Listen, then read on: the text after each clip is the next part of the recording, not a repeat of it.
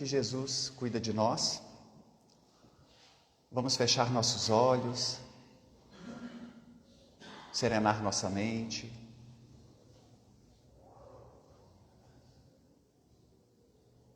Mestre Jesus, agradecemos mais uma vez por estarmos aqui nesta manhã, onde viemos buscar o Evangelho redivivo, que a doutrina espírita veio explicar, para que possamos ter uma conduta de vida melhor, uma compreensão melhor da vida, para que possamos caminhar em busca de estarmos aptos a adentrar ao seu reino de amor. Por isso rogamos humildemente que nessa manhã possamos compreender os estudos hoje e sempre. Que assim seja, graças a Deus. Tema de hoje, capítulo 18 do Evangelho segundo o Espiritismo, veste nupcial. E por que este título, aparentemente insignificante, mas vamos ver que há uma linha de raciocínio para chegarmos nesta roupa, nesta vestimenta de casamento. E vamos ver a importância de um ensinamento de Jesus, que é uma parábola, para ver como que hoje, parece que Jesus trouxe para nós hoje este entendimento. E importante a gente compreender que algumas pessoas têm um entendimento diferente, porque nós temos as bodas de Caná, aonde Jesus transformou a água em vinho, e nós temos essa parábola do festim de núpcias, que não tem nada a ver com a transformação da água em vinho. Porque quando Jesus transformou a água em vinho, foi o início do seu ministério, a um pedido da sua mãe, em uma festa. E nós já vamos ver aqui que Jesus já está quase no final do seu ministério. Tanto que está em Mateus capítulo 22, item 1 a 14. E começa assim a parábola. Que a gente preste muita atenção nessa parábola, porque é ela que vai ser o fio condutor da nossa análise e o nosso entendimento. Novamente entrou Jesus falando por parábolas. Lhes disse: o reino dos céus é semelhante. Dá só uma paradinha já aqui. O reino dos céus é semelhante. O tempo todo nós viremos falar aqui do que é este reino dos céus. E o que nós temos que fazer para nós adentrarmos, para nós merecermos essa vestimenta nupcial. Então, o reino dos céus. E não porque já a gente ligar ao fato com a transição planetária, as várias moradas da casa do Pai. O reino dos céus é semelhante a um rei que, comemorando as bodas de seu filho, enviou seus servos para chamar às núpcias aqueles que foram convidados. Mas eles não quiseram vir. E ele enviou ainda outros servos com este recado: eu preparei meu banquete. Meus bois e cevados já foram abatidos. Estando tudo pronto, vinde às núpcias. Porém, eles não se importaram e se foram, um à sua casa de campo e o outro ao seu negócio. Os outros se apoderaram dos servos, maltratando-os e matando-os. O rei ficou irado e, enviando seus exércitos, exterminou aqueles assassinos e queimou a sua cidade. Então ele disse aos seus servos: o festim está pronto, mas os convidados não eram dignos. Ide, pois, pelas encruzilhadas dos caminhos, convidando para as bodas a todos que encontrardes. E indo aqueles servos pelas estradas, reuniram todos aqueles que eles encontraram, maus e bons. E o recinto do banquete ficou lotado de convidados, que se assentaram à mesa. O rei entrou para ver o que estavam à mesa, e notando um homem que não trazia a veste nupcial, disse-lhe: Amigo, como entrastes aqui sem a roupa nupcial? Este homem emudeceu. Então ordenou o rei aos seus servos: amarrai suas mãos e seus pés e lançai-o para fora nas trevas. Ali haverá choro e ranger de dentes, porque muitos são os chamados e poucos escolhidos. Gente, lembrando que parábola era uma história contada por Jesus.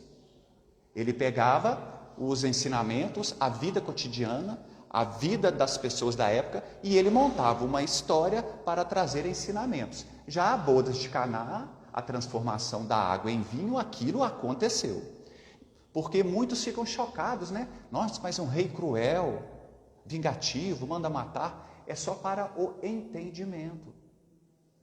E neste ensinamento aqui, como na bodas de Caná, Jesus aqui está trazendo um ensinamento, porque na época casamento era uma festa até muito diferente da que nós temos hoje. Na época, na cultura da época, normalmente as festas de casamento duravam 7 dias. 7 dias de festa. A nossa aqui normalmente é um dia e agora às vezes estão tendo até 2 dias, né? Então, era um momento de muita alegria, de muita confraternização. Por isso que Jesus usa isso, para mostrar que o reino dos céus é um local de alegria, de festa. Porém, nós temos que merecer para estarmos lá. E ele vem fazendo esse convite a nós. Os primeiros convidados foram os judeus da época e não compreenderam. E aí ele envia novamente os seus servos. E muitos não deram importância. Uns foram para um campo, outros foram para preocupar com os seus negócios. Essa comparação aos dias de hoje é o que nós estamos fazendo. O convite está sendo feito. O chamamento está a todo momento. Só que nós ainda não demos importância a este chamamento. Esse é o ponto que muitas vezes o cristão não compreende. Ele pega uma parábola, ele lê ela de uma forma automática, ele não faz uma reflexão, ele não traz para a sua vida, muitas vezes ele fica pensando no outro. Aqui, para os dias de hoje, é para nós refletirmos o que eu estou fazendo nos vários convites que já chegaram até mim. O que eu estou fazendo? Porque muitos de nós ficamos esperando algo miraculoso, uma mensagem de um Espírito escrita, alguém incorporar, você é uma pessoa escolhida, você tem uma missão, e fica nessa ilusão. O chamamento é feito da forma mais sutil, E como? Às vezes através de uma dor, de uma doença. Aquilo ali vai fazer você refletir por que você está passando por aquela situação. E aí você vai mudar muito a sua conduta de vida, os seus valores. E vai começar a refletir como que você tem gasto o seu tempo na vida. Porque o tempo está passando, gente. O tempo urge, como dizia Emmanuel. Nós já estamos chegando em junho de 2026. Parece que ontem nós estávamos falando aqui do Natal. E nós sabemos que o nosso corpo físico tem data de validade. E quando chegar a hora, eu vou estar com a veste nupcial? Porque refletindo sobre a veste nupcial, nós espíritas sabemos que está falando do nosso perispírito, que liga o espírito ao corpo físico. E como que está o nosso perispírito? Porque quanto mais desmaterializado ele estiver, mais apto eu estarei para vestir esta roupa nupcial. E como que eu faço para o meu perispírito ficar apto, ficar mais puro? É trabalhar a caridade. Por isso que sempre a gente fala de caridade, a gente fala de transformação, a gente fala das bem-aventuranças, a gente fala do trabalho espiritual. E nisso muitas vezes nós vamos entrando no automatismo, ficando preocupado com o que está acontecendo com problemas do cotidiano de outras pessoas, do nosso trabalho, da nossa família, da casa espírita, do governo, de futebol. E a gente esquece o verdadeiro sentido da vida, que é essa transformação pessoal. Essa é a reflexão que nós temos que fazer. O chamado é assim, ele é sutil, mas ele chega de muitas maneiras. Um grande exemplo que nós temos de um ser que foi chamado várias vezes foi o nosso Paulo de Tarso, que era o Saulo de Tarso. Ele foi chamado quando ele conheceu Estevão, quando ele foi para poder ver pela primeira vez o Estevão pregando. Ele chegou ao ponto de esmurrar Estevão, porque ele não concordou com a fala de Estevão. Depois Paulo foi chamado através do amor de Abigail, da sua mansuetude. Depois Paulo foi chamado no momento que ele apedrejou e matou Estevão. Abigail estava do lado. Ela o perdoou junto com Estevão, ele não aceitou. Abigail, por causa disso, ela adoece.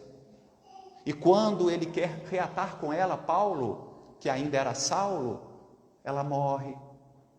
E aí, finalmente, na estrada de Damasco, ao cair e ver Jesus, ali foi a sua virada. Mas olha quantas vezes ele foi chamado. Se ele tivesse entendido na primeira pregação de Estevão, ele não teria sofrido tanto igual ele sofreu no seu ministério durante os 30 anos que ele trabalhou. Ele não teria sofrido. Ele poderia ter tido a companhia de Abigail, ele poderia ter tido a companhia de Estevão. E nós pegamos esses ensinamentos que o Evangelho traz para nós, que a doutrina espírita traz para nós, e a gente acha isso uma história bonitinha.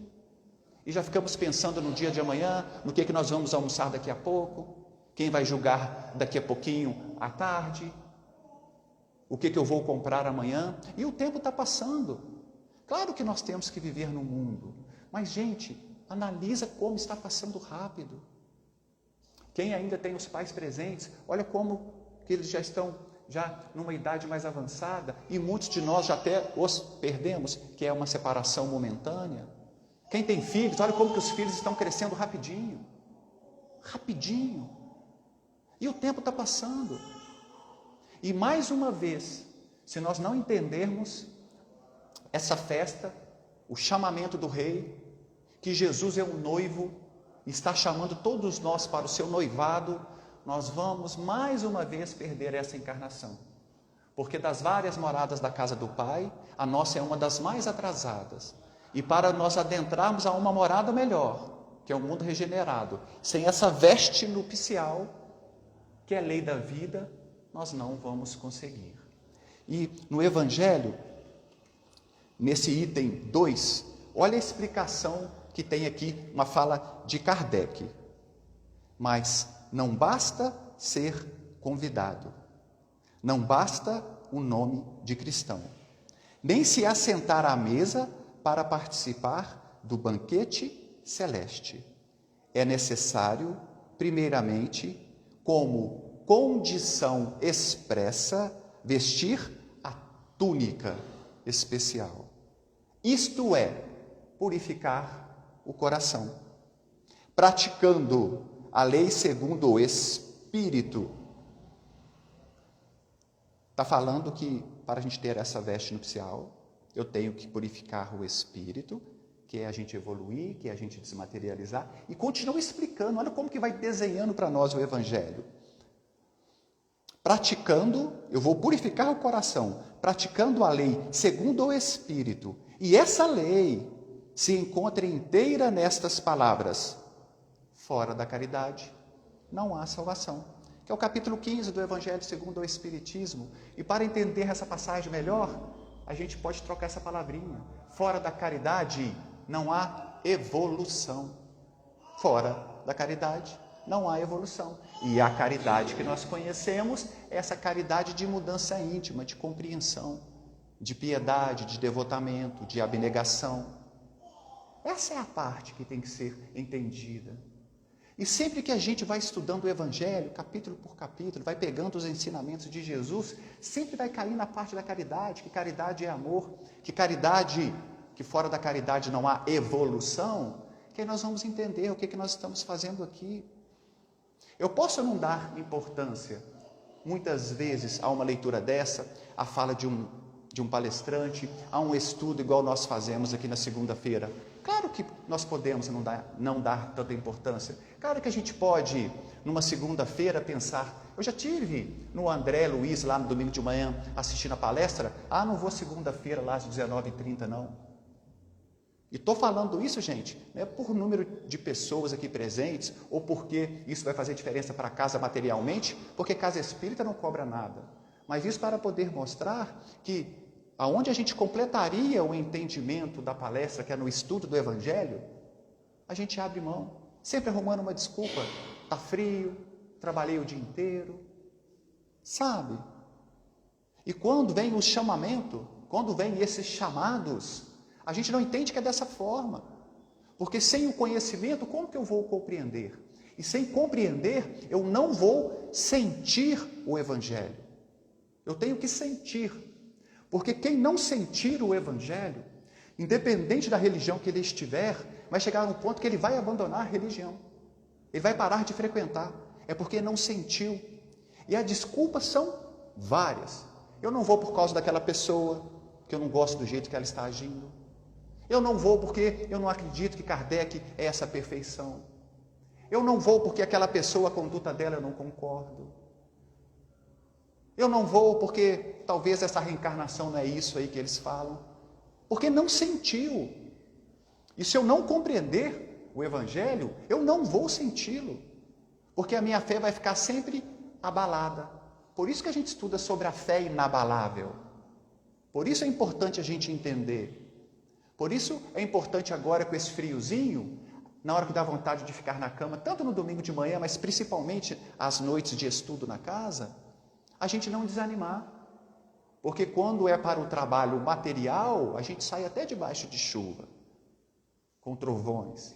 Mas quando é para estudar o Evangelho, que é a parte mais importante da nossa vida, é a parte mais importante da nossa vida, porque é com o estudo dele e a prática dele que nós vamos ter a veste nupcial. E vamos poder merecer ir para uma morada melhor, que é um mundo regenerado. Eu queria fazer uma leitura, que vai encaixar aqui muito bem, da Revista Reformador de 1956. E o título é Chamados e Escolhidos. Começa assim. Estejamos convictos de que ainda nos achamos a longa distância do convívio com os eleitos da glória celeste. Isso é fato. Oh, como estamos longe. Ainda estamos em um mundo de provas e expiações, mundo regenerado, mundos felizes, depois mundos ditosos, que é a morada dos Cristos.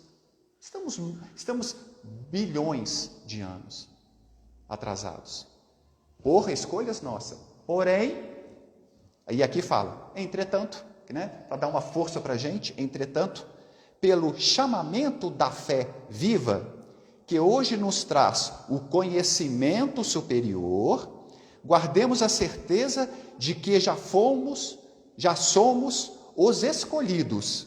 Olha para que nós já somos escolhidos. Já fomos chamados, não precisa nem falar, e nós já somos os escolhidos para a regeneração de nós mesmos.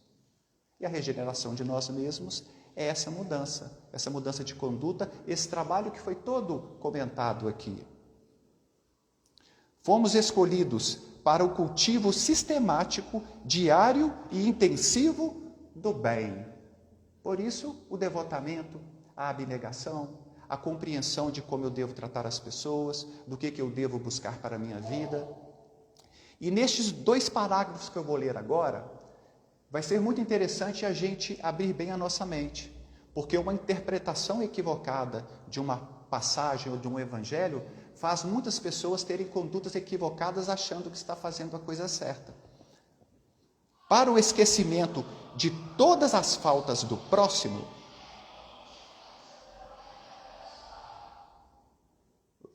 é um obsessor, né?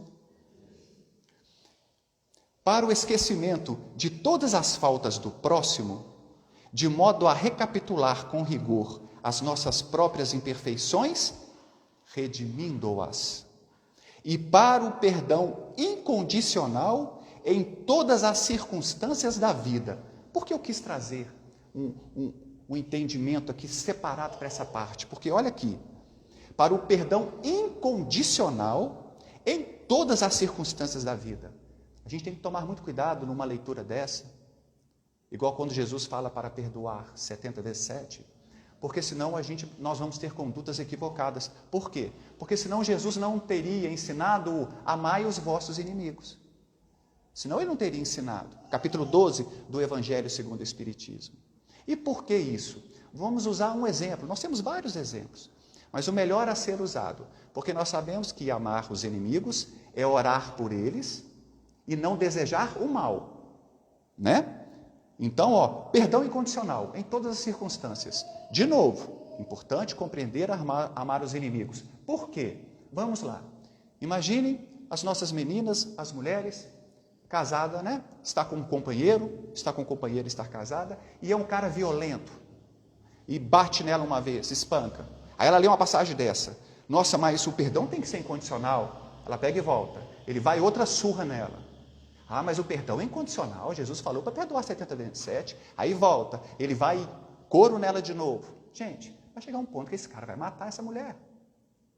Por isso que tem que entender as passagens do Evangelho, as leituras.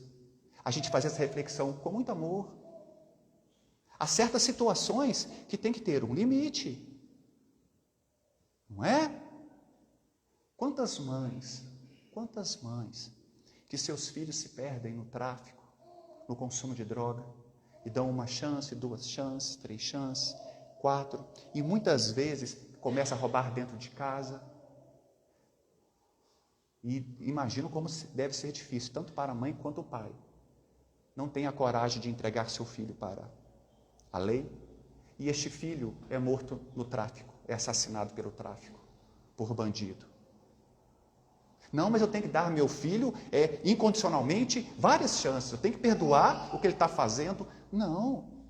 Então essa é a beleza que a doutrina espírita traz para ligar essa parte da filosofia, ciência e religião. Então nós temos que usar uma psicologia para interpretar o Evangelho. Era o que Jesus fazia o tempo inteiro. E continua. Para a atividade infatigável, incansável, na confraternização verdadeira.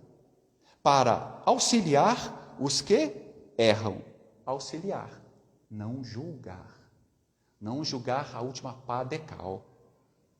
A pessoa já cometeu equívoco, a pessoa já está sofrendo com culpa, com remorso, ela já está sofrendo o julgamento das pessoas, e eu ainda vou ali e faço a mesma coisa. Eu cristão, eu espírita cristão, que estudo o perdão, eu vou lhe jogar a última pá de cal.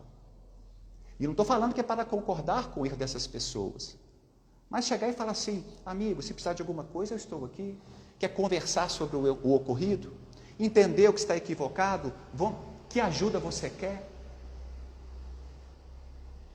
Para ensinar aos mais ignorantes que nós mesmos. Então está chamando a gente também de ignorante. Mas os que ainda são um pouquinho mais do que nós. Para suportar o sacrifício no amparo aos que sofrem sem a graça da fé renovadora que já nos robustece o espírito. Esse suportar com sacrifício aqui é muito interessante, porque na caminhada é muito comum entre nós, nas famílias, nos amigos, uns evoluírem mais do que o outro. O que eu quero dizer? Uns, o sentimento do Evangelho, da doutrina espírita tocar melhor. E essa pessoa começa a modificar seus atos, a valorizar menos as coisas mundanas, a buscar outros prazeres no cotidiano. E muitos que estão caminhando não compreendem, criticam, às vezes abandonam. Por isso que fala suportar. Olha aqui, para suportar o sacrifício no amparo aos que sofrem sem a graça da fé renovadora. Eles não conhecem o Cristo que nós conhecemos. Eles não têm o conhecimento da doutrina espírita que nós temos, da lei da reencarnação, da lei de causa e efeito, que nascer, morrer, renascer ainda e progredir sempre é uma lei. Eles não sabem disso. Por isso que o sacrifício vai ser maior. Por isso que vamos ser muito criticados, às vezes, por mudança de hábitos. Mas você não era assim. Olha o que você fazia no passado, querendo dar de santo agora. Gente, que bom que a gente não comete mais os mesmos equívocos de 5 anos atrás, de 10 anos atrás, de 15 anos atrás. Esse é o motivo de estarmos aqui. O pau que nasce torto é para se endireitar, sim. Não é para morrer torto, não. E continua. Para servir, além de nossas próprias obrigações, sem direito à recompensa, sem esperar nada em troca. Por isso servir, por isso a abnegação, por isso o devotamento. Por isso, quem quiser, quem gosta, quem é tocado, abraça um trabalho numa casa espírita, ele vai entender que remuneração material não tem nenhuma. Que pelo contrário, muitas das vezes, os que mais trabalham na casa são os que mais doam. Que os que chegam primeiro na casa espírita são os que têm que conferir toda a casa antes das pessoas chegarem para a palestra. Começando pelo banheiro, que tem que ser limpo todo dia. Pano onde fica o bebedouro. Ver se tem papel higiênico no banheiro, toalhinha. E depois ir abrindo as janelas. Ir ligando os equipamentos. Esse é o trabalho. Mas nem todos estão preparados. Por quê? Porque acham que o chamamento vai ser para poder ficar num púlpito falando do Evangelho, ficar conhecido, quando acabar uma palestra alguém chegar ali e bater nas costas, ou porque a pessoa é dirigente de uma casa espírita, ou porque ela dá um estudo, ou porque ela trabalha em qualquer tarefa. É isso que quer. Mas aquele trabalho mesmo, aquele trabalho que é visto pela espiritualidade, que é de humildade e simplicidade, poucos de nós estamos querendo. Poucos de nós estamos querendo. Fica muito fácil a gente julgar, apontar defeito de todas as casas espíritas, de igreja, de vários templos. Mas poucos de nós procuramos saber como que é o funcionamento de uma casa espírita, por exemplo. Se não tem fim lucrativo, se não recebe ajuda do governo, se não cobra dízimo, a minha fala é com muito carinho, não estou falando que está errado as outras que cobram. Se não tem isso, como que movimenta uma casa?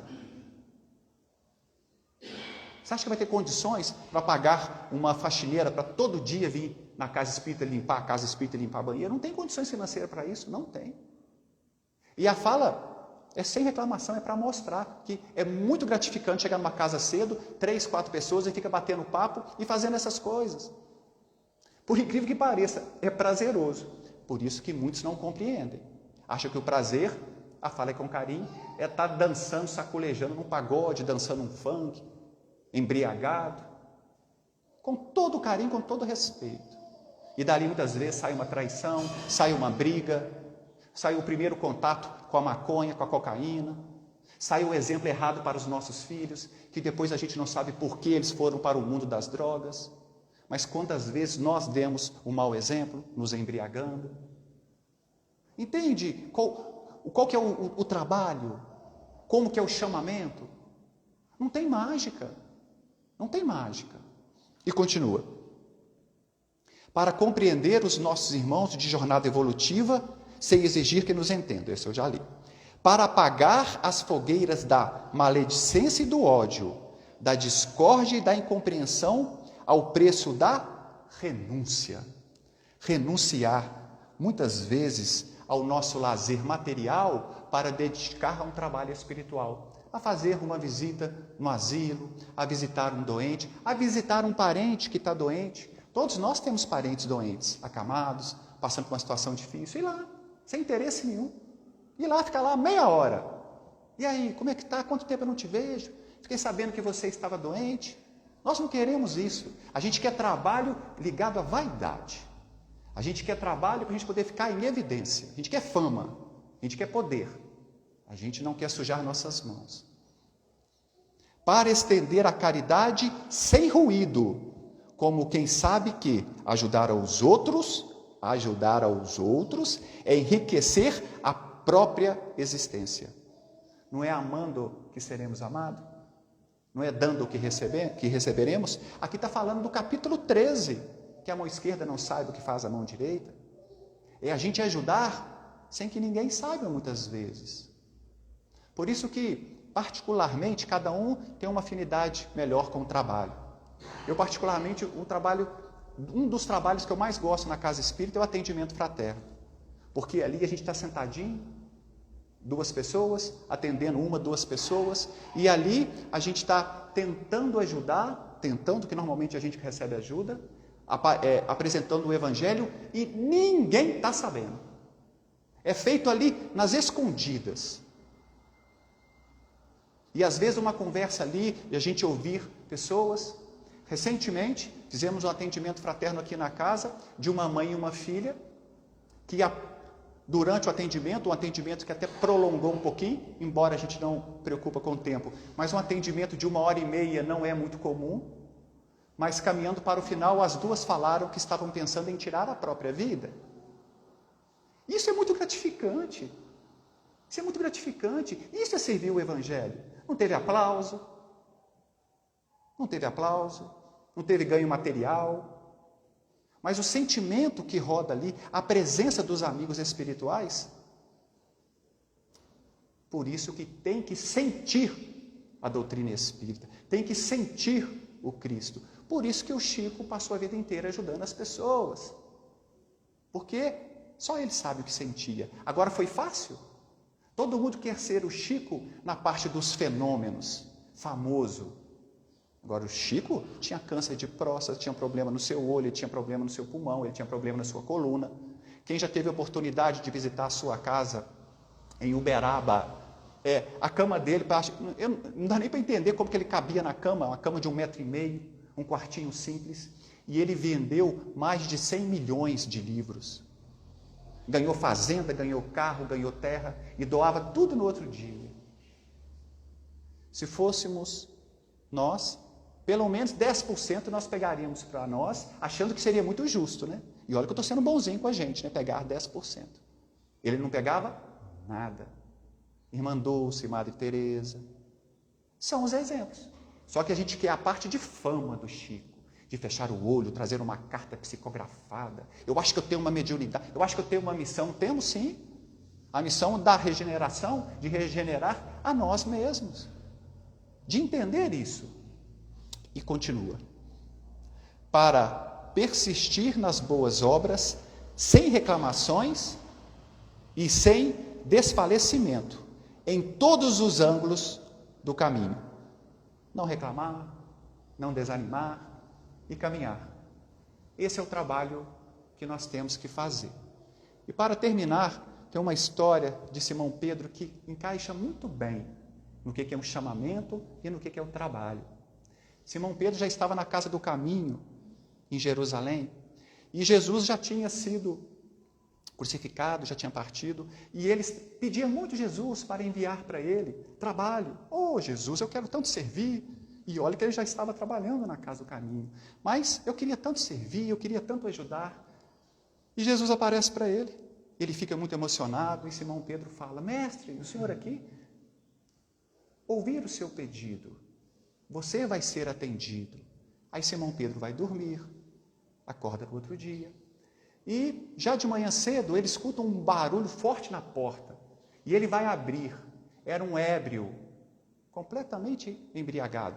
Bate na porta e pede ajuda. Estava muito cambaleante, estava passando mal. E Simão Pedro fala: como ousas vir aqui, numa casa de Deus, completamente embriagado? Você, uma pessoa que só traz problema para a sociedade? Simão Pedro coloca ele para fora, fecha a porta. Passa mais um tempo, algumas horas, outro barulho na porta. Era uma pessoa conhecida que tinha acabado de cometer um furto e estava para ser linchado. E pedindo ajuda. E Simão Pedro fala a mesma coisa. Como pode você, um ladrão, vir aqui nessa casa de Deus, pedir ajuda? E ele põe o ladrão para fora e ele fecha. E o ladrão é espancado. E já, bem à tardinha, escurecendo, bate na porta de leve. Era uma mulher que estava fugindo de uma multidão porque ela tinha sido pega em adultério. E o Simão Pedro também a conhecia, que ela era muito conhecida ali na região, e fala: como pode você, uma mulher da vida, uma mulher da vida, que vende o seu corpo, vir aqui? E ele fecha a porta. Simão Pedro espera, chega o momento de dormir, e vai deitar triste, porque Jesus não tinha atendido ao seu pedido. E neste momento Jesus aparece, e Pedro começa a reclamar e lamentar, vitimizar com Jesus, falando que estava esperando o trabalho, e Jesus fala com ele: ora, Pedro, eu te mandei 3 oportunidades de trabalho, de servir na minha seara, e você não aproveitou nenhuma. Oh, Simão Pedro, este é o trabalho. O trabalho é de atendimento ao próximo. O trabalho é de ajuda aos nossos irmãos que são excluídos da sociedade, os que são julgados. Ou nós esquecemos que Jesus veio para os doentes, para nós doentes, não veio para os sadios. Que Jesus andava era com os ladrões, com as prostitutas. Que a gente compreenda que o chamamento, que o chamado é dessa forma. É aquela pessoa que a gente pode ajudar às vezes com o ouvido, com uma palavra. Sim, talvez com um prato de comida. Jamais julgar. Lembrando que não é concordar com o erro e com o equívoco, mas ter misericórdia, ter compaixão, pois assim nós teremos condições de vestir a túnica nupcial e adentrar em uma morada melhor. Agradecemos os nossos irmãos que nos acompanharam pela internet e vamos passar para os passes coletivos. Bom, tivemos